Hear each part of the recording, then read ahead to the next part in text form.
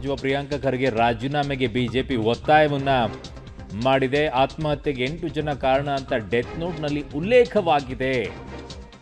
2 tender ಮಾತುಕತೆ ಬಗ್ಗೆ death ನೋಟ್ನಲ್ಲಿ ಉಲ್ಲೇಖ ಆಗಿದೆ. 2 ಟೆಂಡರ್ ಮಾತುಕತೆ ಬಗ್ಗೆ 5% ಕಮಿಷನ್ ಕೊಡುವ ಬಗ್ಗೆ ಚರ್ಚೆಯೂ ಕೂಡ ಅದರಲ್ಲಿ ಆಗಿದೆ ಅಂತ ಹೇಳ್ತಾ ಇದ್ದಾರೆ. ಪ್ರಿಯಾಂಕ ಖರ್ಗೆ ಫೋನ್ ಮಾಡಿದ್ರು ಅಂತ ಉಲ್ಲೇಖಿಸಿದ್ದಾರೆ. ಅದರಲ್ಲಿ ತಕ್ಷಣವೇ ಸಚಿವ ಪ್ರಿಯಾಂಕ ಖರ್ಗೆ ರಾಜೀನಾಮೆ ನೀಡಬೇಕು ಅಂತ ಬಿಜೆಪಿ ಆಗ್ರಹಿಸ್ತಾ ಇದೆ. ರಾಜೀನಾಮೆಗೆ ಬಿಜೆಪಿ ನಾಯಕರು ಒತ್ತಾಯವನ್ನ ಮಾಡ್ತಾ ಇದ್ದಾರೆ. ಪ್ರಿಯಾಂಕ ಖರ್ಗೆ ಅವರು ಕೇಳ್ತಾ ಇದ್ದಿದ್ದು ಅದರಲ್ಲಿ ನಂದು ಎಲ್ಲಿದೆ, ನನ್ನೇನಾದರೂ ಪರ್ಟಿಕ್ಯುಲರ್ ಆಗಿ ಹಿಂಗೆ ಇದೆಯಾ, ನನ್ನ ಹೆಸರು ಏನಾದರೂ ಉಲ್ಲೇಖ ಇದೆಯಾ ಅಂತ ಕೇಳ್ತಾ ಇದ್ರು. ಅದಕ್ಕೆ ಬಿಜೆಪಿ ಅವರು ಉತ್ತರ ಕೊಟ್ಟಿರೋ ರೀತಿ ಈ ರೀತಿಯಾಗಿದೆ. ರಾಜು ಕಪ್ಪನೂರು ಯಾರು ಅಂತ ಹೇಳಿದ್ರೆ, ರಾಜು ಕಪ್ಪನೂರು 16 ವರ್ಷಗಳಿಂದ ನಾನೇ ಸ್ವತಃ ನೋಡಿದ್ದೇನೆ ಗುಲ್ಬರ್ಗದಲ್ಲಿ. ರಾಜು ಕಪ್ಪನೂರ್ ಫ್ರಮ್ ಬೇಸಿಕ್ ಅವನು ಕಾಂಗ್ರೆಸ್ಸಿನ ಲೀಡರ್. ಮಲ್ಲಿಕಾರ್ಜುನ್ ಖರ್ಗೆ ಅವ್ರ ಜೊತೆನಲ್ಲಿ, ಪ್ರಿಯಾಂಕ ಖರ್ಗೆ ಅವ್ರ ಜೊತೆನಲ್ಲೂ ಅತ್ಯಂತ ರೈಟ್ ಹ್ಯಾಂಡ್ ಆಗಿ ಕೆಲಸ ಮಾಡ್ಕೊಂಡಿರ್ತಕ್ಕಂಥ ಕಾಂಗ್ರೆಸ್ಸಿನ ಲೀಡರ್. ಆದ್ರಿಂದ ಇದರ ನೇರವಾಗಿರ್ತಕ್ಕಂಥ ಹೊಣೆ ರಾಜು ಕಪ್ಪನೂರ್ಗಂತೂ ಈ ಟೆಂಡರ್ಗಳನ್ನು ಕೊಡ್ಸೋಕ್ಕೆ ಸಾಧ್ಯ ಇಲ್ಲ. ಯಾರ ಸಹಾಯ ಇಲ್ದನೆ, ಪ್ರಿಯಾಂಕ ಖರ್ಗೆ ಅವರ ನೇರ ಸಹಾಯ ಇಲ್ದನೆ ಯಾವುದೇ ಟೆಂಡರನ್ನು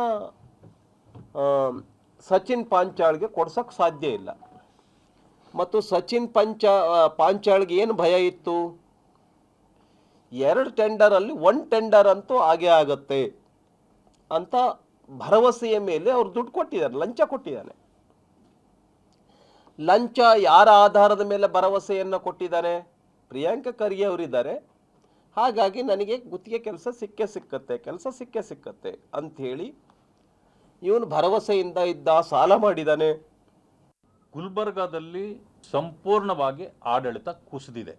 ಅಲ್ಲಿಯ ಜಿಲ್ಲಾ ಉಸ್ತುವಾರಿ ಸಚಿವರಾಗಿರ್ತಕ್ಕಂಥ ಪ್ರಿಯಾಂಕ ಖರ್ಗೆ ಅವರ ಅಟ್ಟಹಾಸ ಬಹಳ ನಡೀತಾ ಇದೆ.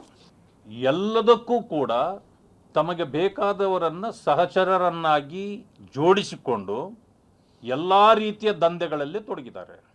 ಮರಳು ದಂಧೆ ಇದೆ, ಟೈಲ್ಸ್ ದಂಧೆ ಇದೆ, ಸಿಮೆಂಟ್ ಇದರದ ಫ್ಯಾಕ್ಟರಿಗಳ ದಂಧೆ ಇದೆ, ಎಲ್ಲ ರೀತಿಯ ದಂಧೆಗಳಲ್ಲಿ ತೊಡಗಿಸಿಕೊಂಡಿದ್ದಾರೆ. ಕಾಂಟ್ರಾಕ್ಟ್ ವಿಚಾರಗಳು ಇವರಿಗೆ ಅನುಮಾನಕ್ಕೆ ಬರದೆ ಒಂದು ಆಗುವಂಥ ಪರಿಸ್ಥಿತಿ ಇಲ್ಲ. ಅದಕ್ಕೆ ಒಂದೊಂದಕ್ಕೆ ಒಬ್ಬೊಬ್ಬರ ನೇಮಕ ಆಗಿದೆ. ಈ ಕಾರಣದಿಂದಲೇ ಸಚಿನ್ ಅವರ ಆತ್ಮಹತ್ಯೆ ಆಗಿರ್ತಕ್ಕಂಥದ್ದು. ನಾನು ಅನೇಕರಲ್ಲಿ ಪ್ರಶ್ನೆ ಮಾಡಿ ಕೇಳಿದ್ದೇನೆ. ಇದು ಉನ್ನತ ತನಿಖೆಗೆ ಅವಶ್ಯಕತೆ ಇದೆ, ಆಗಲೇಬೇಕು. ಯಾಕೆ ಅಂತಂದ್ರೆ ಸತ್ತ ವ್ಯಕ್ತಿ ಸಚಿನ್ ಅವರು 7 ಪುಟಗಳ